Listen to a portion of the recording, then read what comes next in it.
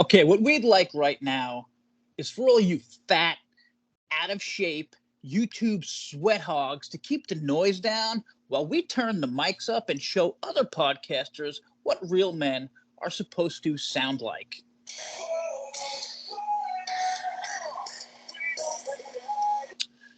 What's up, everybody? This is Discuss Impact or Discuss Impact Wrestling, available most everywhere. We appreciate all the new follows, likes, subscribers. Keep that going, especially the likes and whatever else. This episode is brought to you by Pepsi, because fuck you, Coke. I'm JaySin, or the Twitch guy, along with the Horror King Gary, who had a really, really, really bad day or bad weekend. Gary, you have anything to say about yourself at the moment? I'm gonna say you had just as equally as bad a weekend as I did. Giants. Well, my team sucks and yours doesn't. Yeah, but I'd like to say tonight, before we get into it a little more, happy birthday to JaySin. It's his birthday today, so Impact Nation, leave a comment or two. Oh, that's really kind of you. And let me respond with something kind with.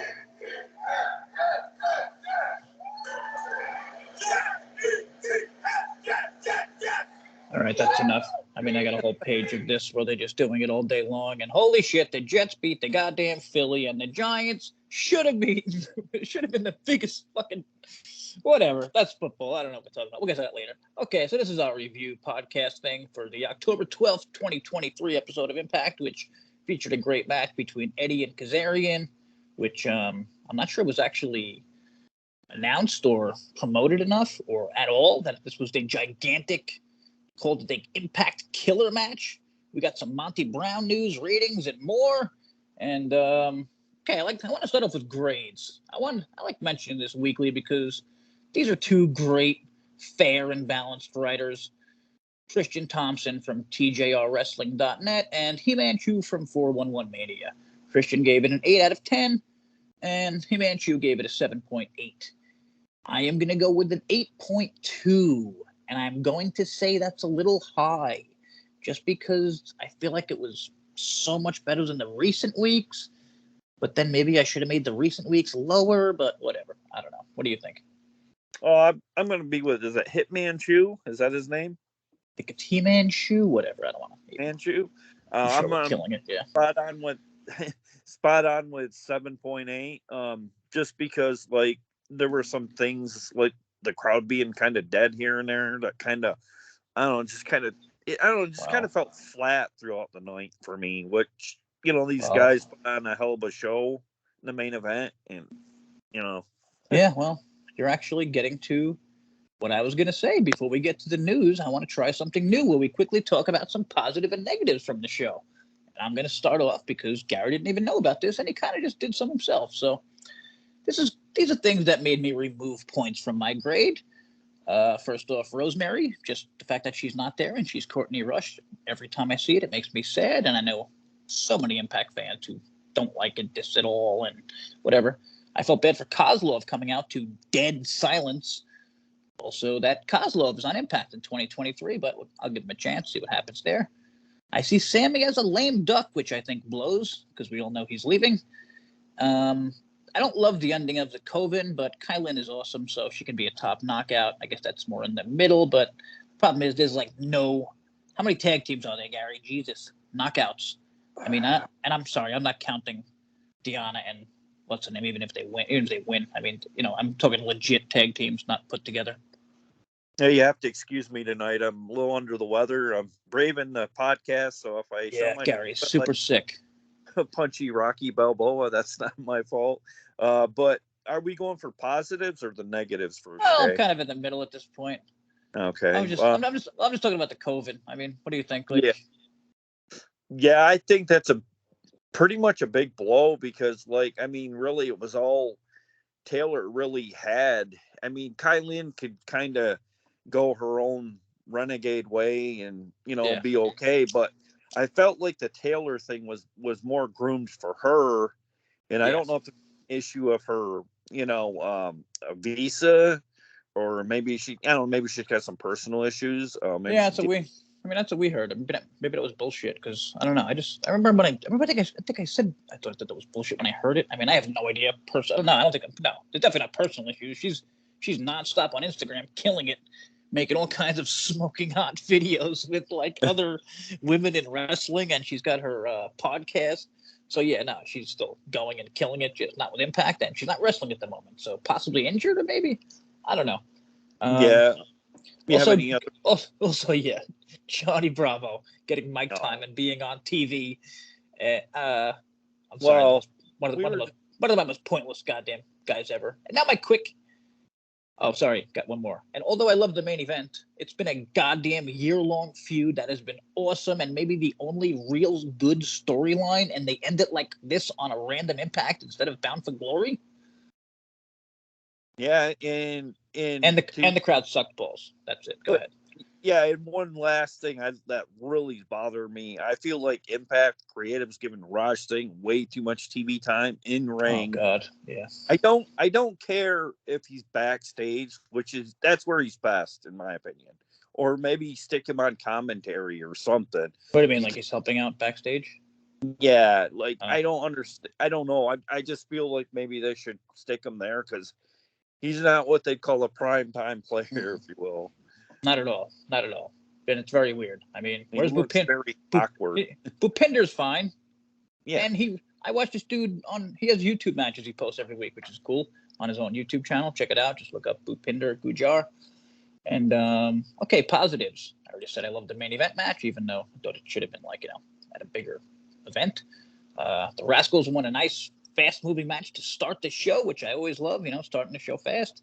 Kenny King mentioning his deserved rematch, which I think I complained he didn't get, and they didn't mention, and maybe I missed it, or they just mentioned it this week. So cool there.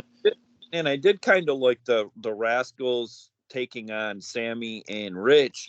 And at one point, it looked like Sammy and Rich might actually get the tag team titles due to some chicanery that backfired on the Rascals. And I honestly thought, wait for a minute, like, no, Sammy's gone. I had to tell myself. Yeah, that's what. Yeah, that's kind of my lame. It's kind of my lame duck point. Like, yeah, it's kind of a good. It would have been a little bit better. Yeah, I mean, like it would have been not a little bit. It would have been much better if I thought that they had a chance to win. But like I knew for a fact they weren't because of Sammy. So. Also, I'm interested in what happens with Swan here. These guys never know what the hell to do with Swan, so I guess we'll find out. Okay, so Rascals win. Blah, blah. Jordan got to wrestle dudes. Always fun. Our boy Dango wins, even though he got help from Vladimir Kozlov there, which seems just very odd. But he's friends with Santino, and Santino rules, so I will give it that. And I have to mention, I have no idea why. I was watching something on Peacock, and I pulled up like a Where Are They Now thing just because I saw Santino's face. And the first episode the show ever made was Santino and Kozlov. This is, I don't know, 10 years ago. Now they're on Impact. Like best buddies or something? I mean, I'm guessing they're pretty close. I don't know how best buddy, but I don't know. But I just thought that was kind of odd or sad or whatever you want to call it. But again, Santino fucking rules. I'll never say about this guy. I'm sorry, they were tag team world champions. I will say. Didn't know that. Former tag champ. Wow, didn't know that. Okay, so he's got a little something, Kozlov. Go ahead. Well, I will say for Impact's sake, I liked how they presented Kozlov. They didn't give him a racist gimmick like a Mad Russian or but he has this like really like Bolshevik entrance theme or whatever. I thought it was very Wardlow inspired, which could be good, but I don't know how much more Kozlov has. Yeah, exactly. I mean, why not just get some big dude like Kozlov? Like, I mean, Madman Fulton would have gotten a bigger pop and probably cheaper, no? I guess his name on Impact is Oleg Prudius. Yeah, I mean, and come on with that. You couldn't have just made it something easier. Yeah, like Vaslov or Jozlov, whatever. Yeah. Also, Crazy Steve has been doing a great job, and I have a note here. Maybe it was my weed, but the show seemed a little brighter than normal. You would know that. Probably my weed. All right. I did think that they light I don't know how you want to word it, lit up the show pretty good. This set of tapings, because I noticed a lot of little bit more different color schemes. I don't know if they're listening, Jay, but it was a lot brighter Okay. in the Okay, venue. so you did notice. Nice. Yeah, definitely. And now it's time for. Oh, sorry, hit that too soon. Yeah, that's a bad news sound. I'm gonna find a better one for next time. But we got a lot of news here, or not a lot, but cool news. Monty Brown. This is during a virtual signing for Golden Ring collectibles via Fightful.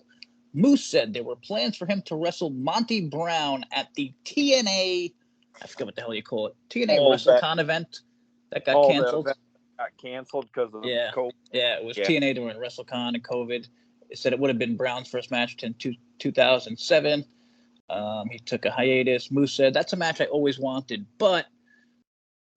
So there was talks. It was before COVID happened. We were supposed to be doing a WrestleMania show, like how everyone does a WrestleMania weekend. Yeah, so it was WrestleCon, and it was in Tampa, and the talks of it was supposed to be me versus Monty Brown, but COVID happened and shut down the whole thing. And then it says there's no news on if this might happen in the future, which is really cool to that possibly being a booked match down the road, maybe, because both talent have our former football players. Oh, interesting. Didn't catch that part. Nice. Yeah, one. Monty Brown has played for the New England Patriots. Yeah. I think I kind of knew that, but I didn't. And that's why Gary's here, folks. Also, Tony Khan lost it on Twitter. Not sure if anyone, well, I'm sure a lot of people saw this because, I mean, even Gary, who doesn't really pay that much attention to Tony or anything AEW, who are we listening to? Oh, about the story? Yeah. Oh, Dutch Story Time with Dutch Mantel, a very good podcast. I'm going to put it out there. Pretty much a must listen to podcast, especially if you like the old school take on, all things wrestling, and Dutch Mantel does a really good job. So check it out. That out. Wasn't he with Impact at some point? Yeah, he was in at some point when Jeff Jarrett was there. I don't know if that was like the early 2000s. Get that old bastard back. Also, if anyone. Also, I guess this is also news before we get to Tony. Scott D'Amore, the president of Impact, has not tweeted in October. Pretty weird. Recently, Tommy Dreamer did the tweet that he usually does for the week. So, I mean, I thought it was very odd. Like, Dreamer did such a Scott-like tweet that I'm thinking maybe Dreamer might be next to be in charge, or maybe Dreamer and what the hell's that other dude's name? Damn it, from Cirque du Soleil. D'Angeli. Lou D'Angeli, yeah. He's also, he said he's got something big is on the horizon after he mentioned another Impact sellout, which got to give them credit before we get to Tony. Well, I don't know if you saw this, Jay. I may be reaching for straws here, or we're grasping for the moon or whatever with this thing. I heard WWE in the present doesn't want nothing to do with it. CM Punk in the present.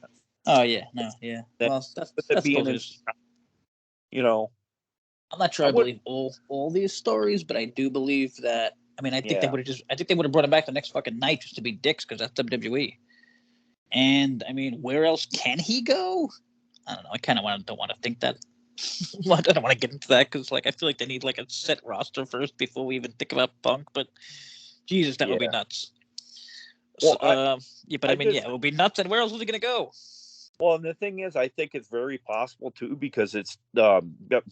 It could be as possible as this Sunday. Bound for Glory is going to be in Chicago, the Cicero Stadium. Jesus Christ! Bound for Glory is on Sunday. Yeah. No, Saturday. The Fallout's Bound for Glory Fallout's the next night. Shit. Okay, so maybe that's what he was talking about, D'Angeli. Oh, he kind of put out a little big tease. Yeah, okay, so if I could, I wish my lip wasn't sealed. Yeah, there you go. Yeah, I wish something like that. So, Tony Khan, this weekend marks 1 year since Mayo Clinic saved my mom's life. During her ordeal, many AEW talent came to me alleging WWE tampering, including them to break their contracts. I'll never forget these phone calls at her side. It's when business became personal for me. That he's arguing about. Not that I should be surprised, but the same WWE Avatar Avatar accounts that spam me every day. See, Avatar again. Fucking people. No matter what I say or what it's about, now turning their wrath to my mom recovering from a near-death experience. This is why I straight hate these people to the bottom of my heart with all of my soul. I mean, first off, anyone saying those last few words that this is contract tampering is why you hate someone with the bottom of your soul, like maybe you shouldn't be in business. Yeah, it's taken a little far. I mean, is that kind of what's the name was saying? Yeah, Dutch, more or like, I think he said he called him, like, he's got to, like, man up, and I think that's really it. Like, it's, like, sure, like, a lot of terrible stuff's going to happen. A fucking person died while he was on his roster. Like, wrestling is, I'm not blaming him, I'm just saying, that's a thing that happened, and I do think if it was WWE, it would have been much differently, and Vince would have got destroyed for that, but, I think Tony kind of got coddled by the dirt sheets, whether he paid them or not. And now it's going the other way. And I think he just freaked the hell out seeing a ton of, they got their ass kicked by NXT and the viewership. So that's what led to this. But the ratings were really close. And I don't know why he would have mentioned that part. Like, yo, look how close we were in the ratings, you fucking idiots. And they put everybody out there. Like, he could have totally won with just that, I think. And especially since people like Meltzer say the rating counts more than the demo. I'm sorry, which is the ratings count more than the viewership, which is why we freak out about when we see .001, which Impact got again this week, which we'll get to in a second. But yeah, I don't know. He has calmed down since then. So, I mean, there was some shit like people don't like what Tony's doing. And I mean, it's got to be a huge turnoff for if you're a wrestler. I mean, who you want to work for? A giant fucking machine or some guy who might lose his mind at any moment? You know what I mean? Like, WWE is so much more stable that TKO or TKO, whatever you want to call it these days. So, I don't know. That was just kind of crazy. And a lot of people call me crazy out there. So, go fuck yourselves and go call him crazy, you dickheads. At least be, what do you call it? Do the same shit all the time. That's all I ask for. Consistency. I can be consistently half crazy all the time. So, and then you see in fans how, oh, Tony, I feel so bad. This is so terrible. What happened to you? Like, Jesus God, could you imagine Dixie did this? Went out on Twitter. It would be headline. There'd be headlines. Dixie has mental breakdown on Twitter. This bitch probably had menopause or something. Yeah, definitely double standard for Dixie. Anything that she did back in the day, people would, twist it or, they'd bring up LOL TNA at every totally, turn. And compare her to fucking, she looks amazing now to Tony, but whatever. More news. So yeah, just mentioned ratings. We're back to the dreaded .001 and below 100,000 viewers. First time in a bit for that. Shop Impact has come back to life on Twitter, which is pretty interesting. I know someone who tweeted them, hey, why don't you guys come back to life? Do you not like money? And they came back about a month later, so that's cool. And you can find more news on our Facebook page, Discuss Impact Wrestling. Now we're going to get to the Mark of the Week, who this week goes to Bully Ray. Got my sound again. Really, I'm not ready with my whole birthday going on, but who tweeted that Scott D'Amore should be Booker of the Year. Now, there's so many things wrong with that statement. For the first time in years, I've been seeing Impact fans complaining weekly about things like they're tired of seeing the same matches and the same people, and there's not much creative. I swear, I know it sounds like I say it a lot, but where the hell is Rosemary? Like, there's so many people who are mad about the Rosemary thing. Bully is obviously saying this because it's the only promotion where he would get so much TV time and time for his friend Tommy, who also gets a title, who they both work on Busted Open but don't talk much about Impact. So I don't see what the hell the point of having these guys around if they're not getting anyone to tune in. Maybe they're getting some people to show up to the shows, but like, I don't know. I thought they'd be helping more. Like, use your guy. Why aren't they using Busted Open more if they really give a shit about Impact so much? Well, going back to whatever. I mean, really, has Impact been great in the last year? I think we can just go by our reviews that it hasn't been, and the reviews from He-Man Shoe and other people. Yeah, it feels like super indie for me. I don't know if that's because like the bar was so high when we had the likes of AJ Styles, Prime, James Storm, Bobby Roode. But even later than that, like LAX versus Lucha Brothers, EC3. Yeah. And then that's when Like, the bottom kind of fell out of everything, because then that's when the dude down south was buying up all the top tier talent. yeah, like, and listen, that definitely is a huge friggin' thing. Like, they're running out of people to get. That's why they're getting people like Kozlov. There's like no one left in the world. Everyone is signed to AEW or WWE. And sorry, I know fans think I'm too harsh when it comes to Impact lately, but I've been doing these reviews for years, like almost in a row. I only stopped for a little when I was forced to, and then I found Gary and brought this channel back after being on another one. But I'm not complaining. It's just annoying when people see me or call me a hater when I have literal years of positivity on YouTube. Right below this video, if you're on YouTube right now, scroll all the way down. Look at my first or my second one where it says calling all Impact fans. I'm like the biggest mark ever, so whatever. It's reality. I can't lie. I'm not going to be fake. And let's get to Impact. Do a rundown since we basically ran through everything already in 20 minutes. Yeah, So we did. Okay, I think we even got through the. I don't think we got to the Courtney Rush Tasha Steelz match. Yeah, no need for Courtney Rush to be mentioned. So. Yeah, it was good to see Tasha back. I did. I just want to run down the show. Like we mentioned, it opened nicely. Tag match. Oh, sorry, this was in Memphis, Tennessee. What was this? The last taping? Yeah, this was then they call it the Mid-South something tapings. Oh, that's right. Yeah, okay. Yeah, it's kind of a throwback looking thumbnail for it. I feel like kind of like the Territory days, Yep. The old. I remember that. And I think that's a good idea. And I think you mentioned that before. They were doing it because AEW was doing shit like that, where they would name every show something. Every week, and I think you said, why doesn't Impact kind of steal that? It was something like that, and then they started naming their tapings. It just makes them different and special looking. And I don't know if there's any truth to it. I heard that this was my request. Back 2-3 months ago, I talked about how the final pay-per-view of the year shouldn't be like an IPWF or something like that. And I thought it was being mentioned as Final Resolution. The one I actually said could be the final pay-per-view of the year. Yeah. Oh, Final Resolution. Isn't it usually,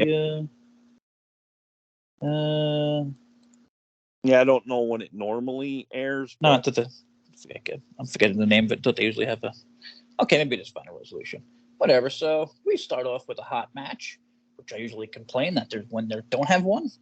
I like to see a promo of kind of an important thing that's going on, but I don't know if Impact really has that right now. So I'm cool with this, and nice hot opening match. And like I said, my only complaint was Sammy, and knowing that they're probably not going to win, and they didn't, but hell of a match. And Kenny King with Sheldon G. And was this the first time Sheldon has ever spoken? No, I've heard him with all sentences, but I don't know. I just kind of feel like there's going to be some kind of there's going to be them not getting along at some point. Yeah, yeah, probably I can already see that. Yeah, telling him what to do and or whatever what he should do. He looked a little more menacing this week. Yeah, maybe that's I don't know. Maybe it was kind of giving a heel kind of look to him or something. He was kind of adding that heelish look. But whatever, nice job by him. And I always loved the Kenny King stuff. And Sheldon, I think has as much of a future as they will allow him. And then Gia backstage with Kylin. And she basically said, it's no longer. Well, she literally said, it's no longer long live the Cove and it's long live the King, which was a pretty good line. Yeah, although, I like that. I do love Taylor Wilde, but I mean, she's so goddamn good by herself. This is one of those I'm only complaining because we don't have knockout tag teams. Well, too, I wonder with Taylor. I wonder too if she doesn't have some outside interest other than wrestling. So I mean, I'm telling you, look at her Instagram when we stop this. Yeah, she's doing the hottest stuff she's probably ever done. And yeah, she's 40 something, so awesome for her, and she looks incredible, and she's she's doing videos with like Salesia Sparks and like all kinds of people who were like kind of known to be hot instead of wrestling. Oh yeah, yeah. So I'm sure she's making a shitload of money on that stuff, you know. She kind of reminds me of the lead singer for Pretty Reckless. I don't know if you've ever seen her. Don't know who that is. Lead So. singer. Let's not get into your nobody ever heard of bands, so that you only know, so you can win contests on. And we will get to the 4-man and a woman match. 4-man and a woman, kind of like the movie. This was kind of fun. I always liked Jordan wrestling dudes and hated Bravo getting involved. Gets me so angry. Everything about him gets me angry. Champagne Singh did a hell of a job here, as Gary mentioned. Big fan he is. Yeah, he's awesome. Would you like to speak more about Champagne? Okay, here's a question. I actually think I'll just ditch that talking about him. And like you had messaged me before we went live here. You messaged me. You said, "Well, if EY is supposed to be a face, I was about to then why say do you that. wear Thanks. a scary mask?" I was about to say that. I mean, what is he right now? I don't know. Right now, he kind of looks like a Dr. Doom wannabe. Right now, Well, I mean, okay. So Bravo. Well, I don't know. If he comes out, people love him. He's EY. He beat Diener, right? He beat a heel faction. He's a face. Yeah. Why is he wearing this fucking stupid ass thing? You're EY. Be fun, EY. And especially, this is what worries me, because this guy talks about how creative he is and all that stuff. So I'm guessing he's doing stuff with creative now. And like, you're a face. Everyone fucking loves. Remember EY just like the goddamn Daniel Bryan type EY. Everyone he was so big and over, and now he's like a mid-carder already. They could have, he should have slotted right back into the fucking main event. But whatever, yeah. I mean, that's just a stupid little thing. Why is he wearing a scary ass mask if he's a face? Or I guess he's playing in the middle, but I don't like that either. Did love Dango getting the win, but that's giving him the number 20 spot, which means he's never going to win that Call Your Shot gauntlet.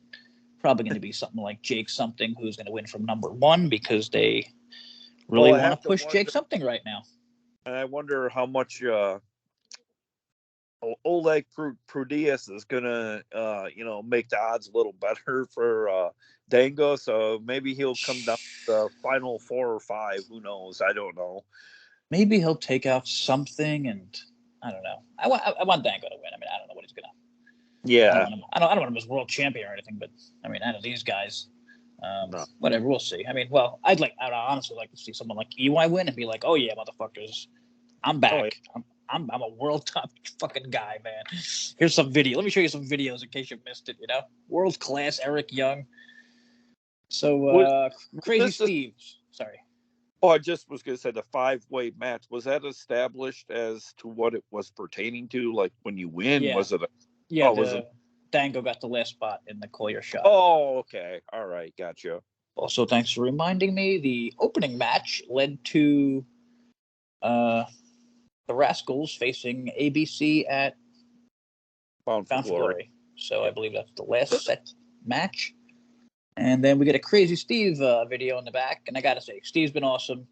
But he's like Jake something to me, where it's like, he can be like, as great as he can be amazing, but I feel like people are still going to go back to, well, this is Crazy Steve, who I've known for like 10 years. He's kind of a jobber. I did love the vignette with Crazy Steve here, but I guess really it was more or less it was being built up to prepare him to face Black Taurus in a no DQ match. I guess Glory. I was going to say, could have sworn this match happened. Yeah, it definitely has, but I don't know if it was no DQ. And I think it was recently, and it has, and they didn't really have someone for him here. And who the hell's Tommy fighting at Bound-for-Glory? He's not fighting Steve. What was that? Too easy? Jesus. I know he has an. I think maybe I don't know. Maybe this Black Taurus and the no DQ is the go home show match, maybe, and that's who Crazy Steve fights at Bound-for-Glory. I think they would have announced it. Yeah, I don't know. I remember seeing shit about Dreamer. Hang on, I'm just pulling it up fast. Nope, nothing about Dreamer. unless he's in the Call Your Shot Gauntlet. And then it Or was but I don't think they've announced any pre-show matches. Yeah, and to add to what we're I got it. Kenny gets his this week. Kenny, I don't know. I don't know. I didn't read anything already. I'm just saying Kenny's going to get his title shot at Bound for Glory that he deserves. That would make sense. And in the same break between the matches, it was said that Speedball issues an open challenge next week ahead of facing Will Ospreay. So yeah, I like that. Go home show. I like that, but someone should come out and be like, "Yeah, we don't have anyone like Will Ospreay in the back, dude." That's it. Yeah, what was it? You shot too high, bro. Yeah, was it Del Sol or was it Stone Cold Heath?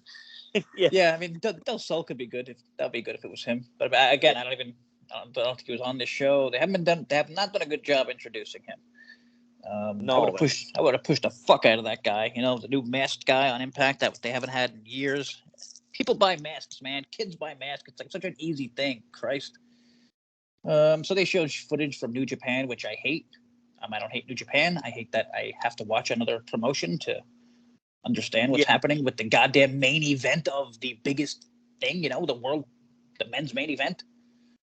I will say I love the look of New Japan, though. The only thing is the crowd. It's like, I know they're being respectful, but it kind of feels like they set on a little too much for my liking. Yeah, it's a weird thing. I feel like maybe they should tell them you'd be more respectful if you cheered, but I don't know. We're not fighting the Japanese here. I got enough wars going on. So, but going back to Tony fast, because it just popped into my head when I said war. Do you think he was fucking smart enough to pull that shit and have everyone talking about him, which they did, and everyone forgot the anti-Semitism angle? No, I definitely think pretty much anything Tony does or says is gospel. You think he's that smart, though? Like, you think he's that smart that he thought, like, how can I get people to not... I don't think... I kind of would like to think that, but I think he's just reactive, and I don't think he would.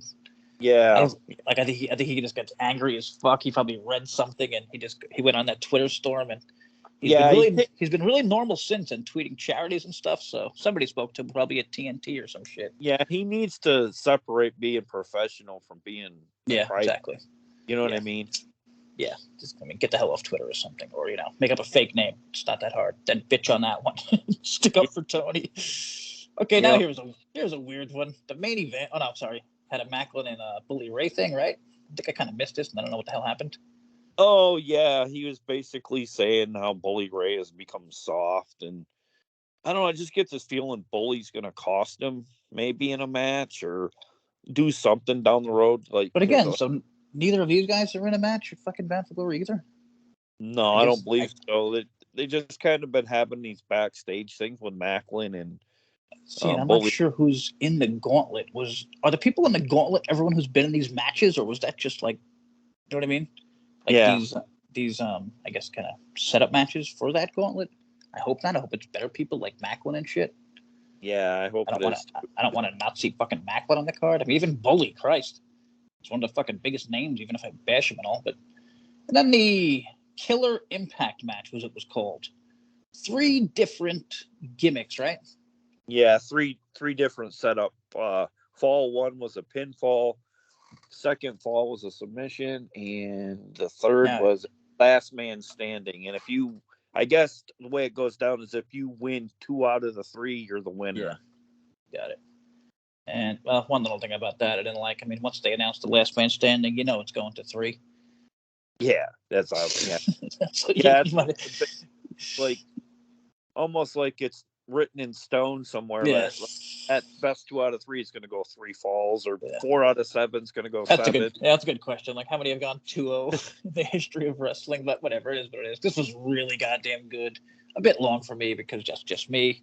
I'd like every match to be under 20 minutes forever, but I understand it's wrestling, and a lot of you people like the whole wrestling parts and not just the talking like I do.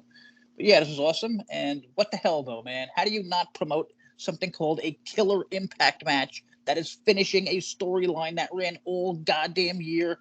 And you mentioned it got a shitload of views on like YouTube all year compared to most everything else. Probably because it's an interesting story. Oh yeah, definitely. Like I couldn't believe like when Eddie was like smacking Kaz's chest, like the blood vessels in his chest, how they ruptured. Like I knew Eddie slapped hard, but man, this was probably one of the more vicious matches this year for Impact for me. Yeah, and I think it was great because like Up they there was- clearly know each other. You know, like they probably in the back like, yo, I'm gonna hit you fucking as hard as I fucking can, dude. You know what I mean? Like friendly in like a friendly way. I bet you he's still feeling those things to I right mean, that's, now. I don't know. I guess that's why guys that are friends like have the best matches because like they'll kind of like do anything for each other and take all kinds of shit. But yeah, I mean, Kazarian, he's been incredible since he's been back. I love having him around just as a name and a guy. Maybe move him up now. Maybe have him go for the fucking title or get him up in the mix. Yeah, definitely. And what about Eddie though? Put on matches like that, like and look so great, and taking all the beatings and stuff too at the same time. Like, why not? And he's like an Impact, not original, but he goes back. Maybe he is. I don't know. Whatever. But again, I mean, how the hell do you not promote this more? That was I didn't even know this match was. I thought it was like a singles match. I didn't even know if the match was announced. Forget about the gimmicks. Yeah, I can't recall it. If I did glance at the taping results, but I don't ever remember anybody putting it out there in like three match, And then it made me worry a tiny bit. Did they rush it out because one of them is leaving? Oh, Kazarian or Eddie? Why would you not wait 10 more days to put that match on fucking Bound for Glory? Where it belongs? Yeah, I doubt they're gonna, be able to capture that lightning in the bottle again like that match. Yeah, I mean, I don't think I think it's done. I mean, they pretty much said over and over, "This is it. Like it's done. This is it. There's nothing after this. Like this is the end of the feud. It's over. It's finally over. This is the end." So yeah, I think that's it. Just a weird time for it, and I don't know, but maybe they could go back for it. Who the hell knows? And yeah, supposedly this was thanks to 411. This is supposedly Sammy's last Impact match. Pretty sad, but he has kind of lost his, I don't know, great match ability. Well, to quote Sammy, thumbs up, thumbs way down. Ways. So. Okay, well, it is time for You've Got Mail. And pretty fitting this week. From Alan in Pittsburgh, how would you fix the KO tag situation? Well, it's nice to see that me, Gary, and most Impact fans aren't the only ones talking and complaining about this. I don't know, man. Hire 10 more knockouts? Because when you make more teams, then it takes away from the actual knockout. So, like, I'm complaining about Kylene before, but she's needed for the knockouts singles division at this point. I got a pretty good idea. Let's hear this genius over here. For like for the month that we do these month tapings, like a 2-night taping, why not have a segment on each episode, having a gut check, not for the knockouts tag team division. Why not have call in some indie tag teams and kind of see what there is out there, and whoever seems to be looks good, ready for TV, or looks really good in the ring. Why not do it that way? And again, if anyone's listened, I give Giselle shit, but it's because of the booking. And again, I mean, Booker of the Year, come on, stop. I mean, Booker of the Year is whoever the hell runs WWE and makes Rhea Ripley and Dom Mysterio into fucking superstars. That's insane. They have shows every night of the fucking week that they sell out. No one even pays attention to these things. The fact that they could put anything somewhat possible, you know what I mean? They just got Jade Cargill, who's feuding with fucking. She pops right in, and she's gonna be feuding with Charlotte. Like, that's insane. Like, I'm sorry, and I'm jealous about them and AEW, and what the hell have we had for the last few months? Like, the only good story I think is the fucking Eddie thing. And that in my thing is with, like, you could arguably say Scott's really not truly a booker because he has so many hands-on Well, with. Bully called him Booker of the Year, and he knows more than us, I'm sure. So. Yeah, I agree with what you're saying, but like, no, I agree. I agree with you also. He's a president. He's doing a million jobs, so. Yeah, and I wonder if, like, maybe get him some more people so he can focus on it a little more. I mean, that wouldn't hurt much, I don't think. Or I think it's more about different people. It's like it's always the same old fucking people in wrestling that just come in and come out, like the Dave Sahadis of the world, who I know nothing about, and I'm not trying to abuse the guy or anything, but like I'm pretty sure he went back from like AEW to Impact like 3 different times. Well, I like, mean, that's what like where there's nobody new out there, like a new mind that you can just bring in for fucking ideas. Jesus. Well, here's where you could kick TNA, and I'm sure a lot of people that are Impact fans or TNA fans probably could kick some people themselves for the idea of Paul Heyman. There was talk at one point of bringing in Paul Heyman, and I think his vision was to try and get rid of any of the 40 and over talent. Oh man! And focus on the younger. Funny, the exact opposite of Scott's current vision. Yeah. So I mean, how much different would Impact look today? Yeah, well, I've been saying it for a while. I mean, I hate that I have to bash them so much, and like even giving them an 8, I feel like it's on a curve because it's like what they've been doing for the last whatever it is. And I don't know, I'd probably give it more of a 7 if it was like last year or something, or like 2 years ago. But like, it just sucks, man. Like, I want to watch great shit, and I think Bound for Glory is going to be great. But how many matches have a story going into it?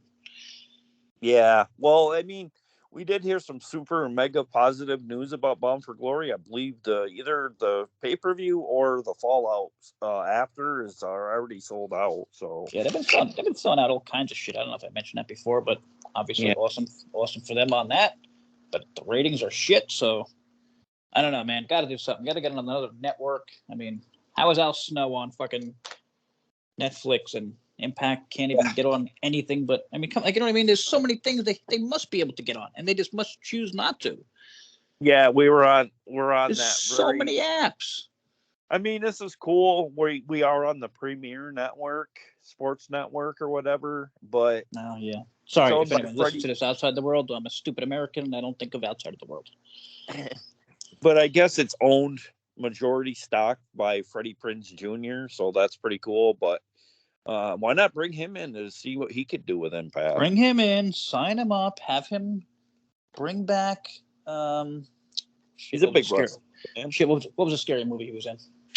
Oh, I know what you did last summer. Have him reboot. I Know What You Did Last Summer as the old guy, or something. I don't know. And you stick it all together, and guess who makes that movie, Gary? Gravitas.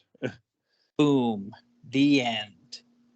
Well, not really a great way to end the show, but yeah, that's pretty much I think all we have for this week. I'm not going to do anything evil for the first time in a while, so how about that? And but yeah, I mean, okay, thank you, Himanshu. You wonder if it would have been better to save this grudge match for Bound for Glory.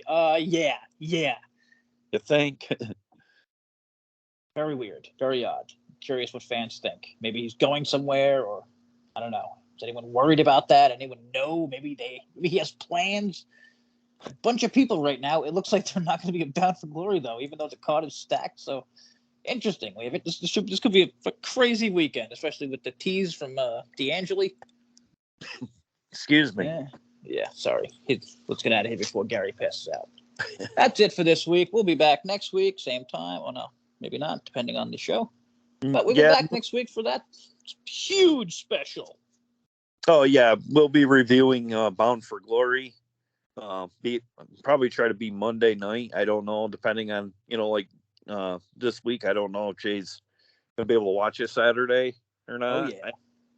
I know I'll try to, but unless I'm gambling a lot on college football, which I know nothing about. Kind of a lunatic. I become a lunatic gambler. Why? Who's like the main one that you got on tap? I don't know shit about anything. Whoever's on. I'm pretty good at college. But no, I'm not missing shit. Okay, I got to talk to Gary about my college picks. Even though he gave me a really great one this week about how his team was going to beat the shit out of the Jets. And I got to say, my older brother is, I don't want to say a mean person, but just like, well, kind of, just angry usually at life. And he was so happy. Like, I don't know. Maybe that means a little. Maybe that means a little something to you that my brother and his little kids were jumping up and down for joy at your expense. Yeah. I think if there's a team I was going to lose to, though, in the AFC East, I would rather lose to the Jets than any of the other teams. So. And the 49ers lost, so that was nice, right? Oh, yeah. They got. When did they get beat by? They got beat by the dog pound Cleveland Browns. Now you just got to root against what's his name tonight. Why? Who's in that game? Bitch boys tonight. Oh, the Cowboys. Yeah, Chargers.